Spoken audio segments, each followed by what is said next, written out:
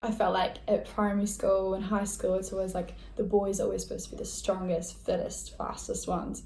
But for me, sport always empowered me.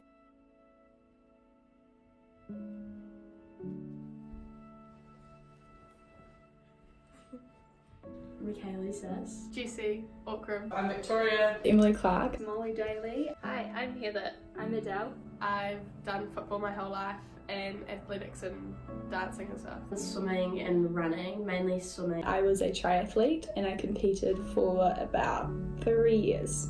I played mostly football at a competitive level, a little bit of hockey and basketball as well. I currently compete in football, but I have played cricket and netball.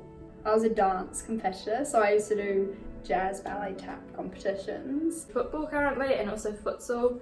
And in the past I've done cricket, water polo, bit of netball, bit of basketball. So I'd get up in the morning at about 5:30. I'd get to swimming at 5:10, and we'd skip outside for 20 minutes and then we'd do 1.5 hour session in the pool. Go to school till 3:30, and then Dad would pick me up. Then we'd go to swim training, and then swim 4 till 6:30. Normally like about 3 hours every day doing different things. It was a social event or a party. I always had to leave early, like I was always the one who had to say, yeah, I'll be there, but I won't be drinking and I'll be leaving early. It just got a bit too much time pressure. Never got to hang out with like my friends, and like missed a lot of social activities because of swimming. It took up a lot of my life. Left high school, didn't really have the time anymore between work and university. I would say I just actually like playing, and for me it's a really good break from like if work's stressful or just things are crap in life in general.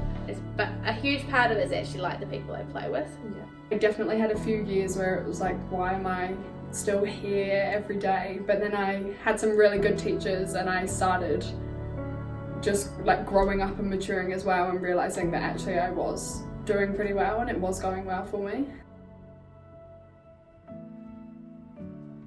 Sometimes I felt underestimated and like, yeah, I just wasn't given the chance to be as good as I could have, just because they kind of like just kept looking at the same people sometimes. One coach who kept putting me in a reserve team, but then kept telling me, or like using me as examples at practice. She was like, we'll get Adele to do the drill because she's doing it really well, but then when it came to like the games, I would always be benched or something, so it was just really frustrating. But it was always like, oh, keep going, and it's like, please just give me a chance. Yeah.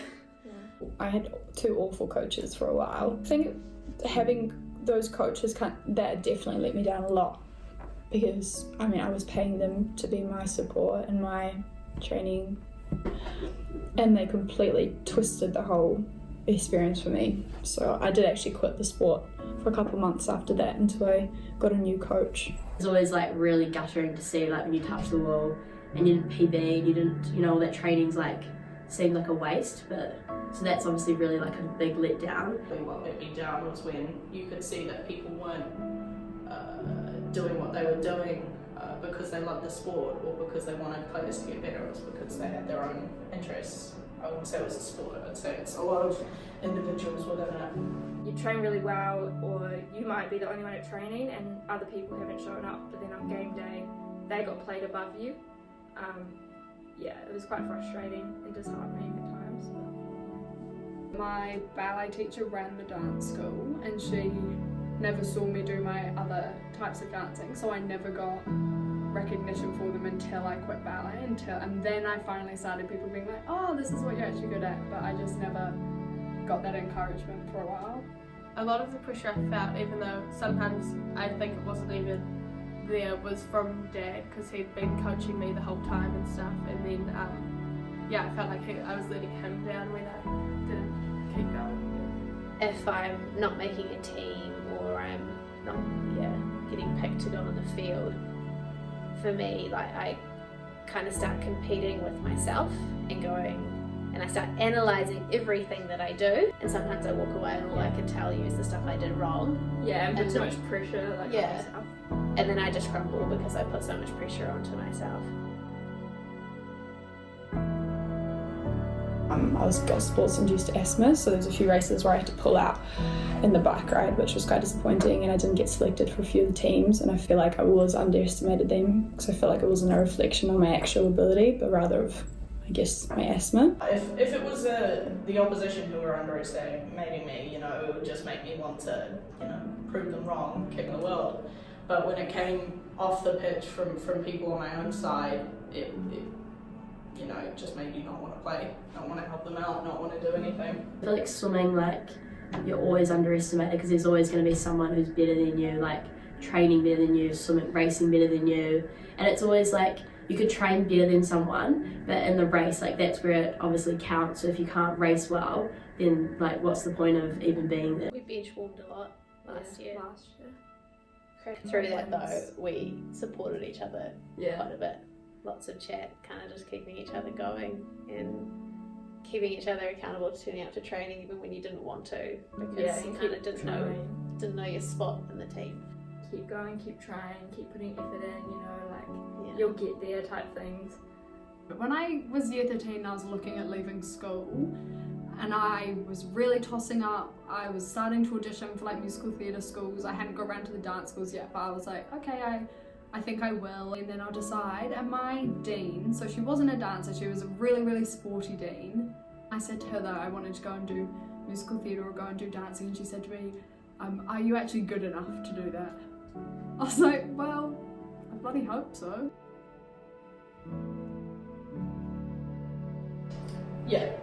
I mean, I was never the fittest, but I was always good on the side. But people would take one look at me and never think I was going to make an impact. You had to kind of have all the right gears, and then you had to warm up the right way. That I did kind of feel a bit like, oh, but all the good footballers look this way and I don't look that way. It affected how I played because I felt self-conscious about it the whole time, and I felt like, oh, I'm not going to be as fast because, I'm a bit bigger than that girl, or like that sort of things. And I'm like, it's just like getting to the point where I'm like, it doesn't actually matter if I can still run and I can still play. Who cares if the shorts are a little tighter on my butt? Lots of the other girls had professional costume makers and like tutus and things like that, and because it was just me and no one in my family really knew what was going on and what to do, I didn't have that, and I couldn't keep up, and I didn't know that you're supposed to wear certain colours for certain dances and things like that. They'd be like, oh yeah, she probably wouldn't be in the first team because she's a bit bigger, or like that kind of thing. Yeah. Like coaches have said about other players in the past, I think as well, like on other teams. Yeah. They make comments about players and then you're like, what Oh, if I'm that player? You won't be as fast as that girl because she's a bit bigger, or like. Not having the newest fancy boots was also another thing, like you rock up and you've got your old ones and other people are like in the newest, shiniest, bright orange ones. And like within athletics and stuff, like, as girls you're kind of expected to wear like the little shorts and stuff, and You had to work hard all the time. You'd leave class looking gross, but you always had to come tidy up. And it was such a competition just to go to class of who looked nice. You don't necessarily have to be the most skillful on the pitch to make an impact, and that was a big life lesson for me, just not just for sport, but for everything in general. I guess like growing up, like you're always told like boys are stronger, like they've got bigger muscles. Even like when we were doing fast stuff, like the boys would always go first and like lead the lanes and be the ones to get the quicker times, and they were always like faster as we got older. Refs. You hear refs comment all the time, oh, I much prefer refereeing women's because they don't yell as much and they don't appeal that much. It's like I've seen women get carded just for talking to a ref, whereas men's, it's like as soon as something happens, they all yell at the ref. Yeah, and they'll like physically like go up in all of their space and the ref just kind of ignores it and carries on, whereas women's it's such a big deal. And, there was just kind of an assumption there that like within the boys, that the boys were kind of just better, and like they didn't trust us as much when we played. Guys who you'd say, oh yeah, I play football, and they'd be like, oh yeah, like, do you?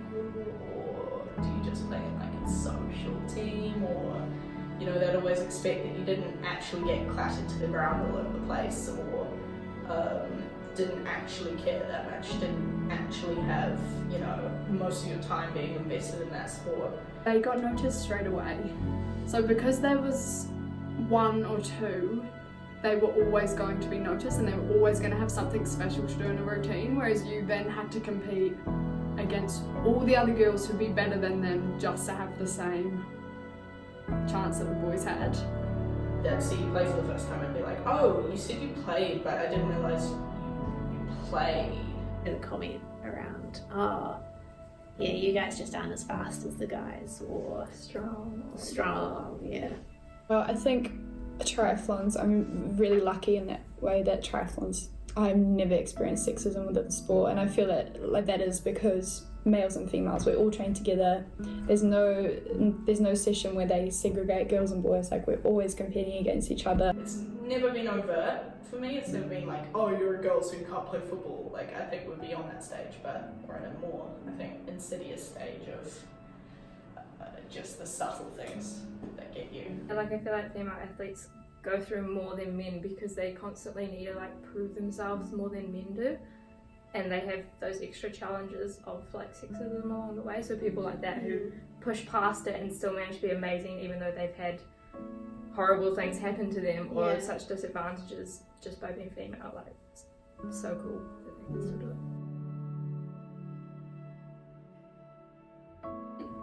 I do it differently, but I'll definitely do it again. I think I've always wondered what would have happened if I didn't stop doing athletics and if I kind of kept going as far as I could with football. So I guess that's kind of always on my mind, but I don't really think I would change it. I probably just want to let my parents let me be able to go off and do my own thing. If I think I was to do anything differently, probably get away from the negative coaches a bit earlier, because it kind of tainted my opinion on the sport. One of the big things that was said to us before we started every single game at club level was like, it doesn't matter if you win as long as you leave it all out on the pitch. I would have told that coach, look where I am now. You told me I was too old 2 seasons ago, and now I am playing a grade higher. The race isn't like the hard part, like the hard part is the training. Like, by the time you get to race day, you have put in all the hard work, so you're basically showing yourself, you're rewarding yourself for all that hard work that you have put up until that point. So race day is just kind of like a display of everything that you've put into that moment.